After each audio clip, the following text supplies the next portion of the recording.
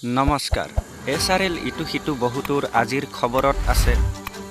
মেহসাকি চাপৰিৰ বানাক্ৰান্ত ৰাজ্যলৈ সাহায্য বিতৰণ অসম চৰকাৰৰ তৰফৰ পৰা বান সাহায্য আগবঢ়োৱা হৈছে সাহায্যত বিশেষকৈ খাদ্য সামগ্ৰী আগবঢ়োৱা হৈছে আজিৰ এই বান সাহায্যৰ ভাগ বিতৰণ কাৰ্যত গাঁও প্ৰধান শ্ৰী পদ্ম পেগুদেৱে উপস্থিত থাকি বিশেষ ধৰণে সহায় কৰা পৰিলক্ষিত হৈছে মেহসাকি চাপৰিৰ মুঠ 16খন গাঁৱৰ বাবে চৰকাৰে মোকলাই দিয়া এই সাহায্যৰ সামগ্ৰীসমূহ কৰ্ণপুৰ সংযোগী মেহসাকি ঘাটত ভাগ বিতৰণ কৰা হয় পিছত নিজ নিজ গাঁৱৰ ৰাইজে প্ৰতি ঘৰৰ মাজত সমানে ভগাই লোৱা পৰিলক্ষিত হৈছে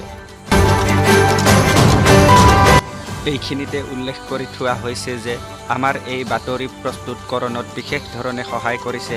পাঠাৰাম সোণোৱালে জনাই আছো এই মুহূৰ্তত এক বিশেষ খবৰ মেহসাকি চাপৰিৰ বানাক্ৰান্ত ৰাজ্যলৈ সাহায্য বিতৰণ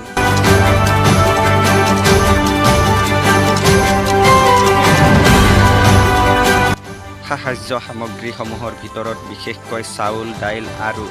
নিমখৰ ব্যৱস্থা কৰা হৈছে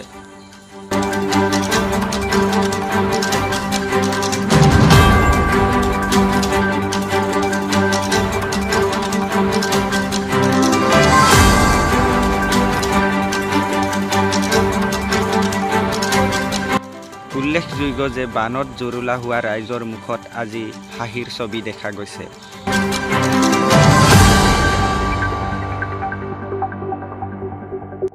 ৰাইজে বহুতো খেতি মাটি ঘৰ দুৱাৰ সা সম্পত্তি বানত হেৰুৱাবলগীয়া হৈছে যদিও যেন এই সাহায্যৰ পৰা কিছু সকাহ পাব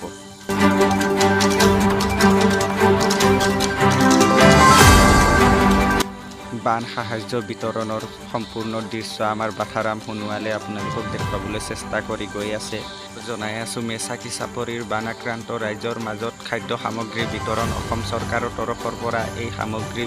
আগবঢ়োৱা হৈছে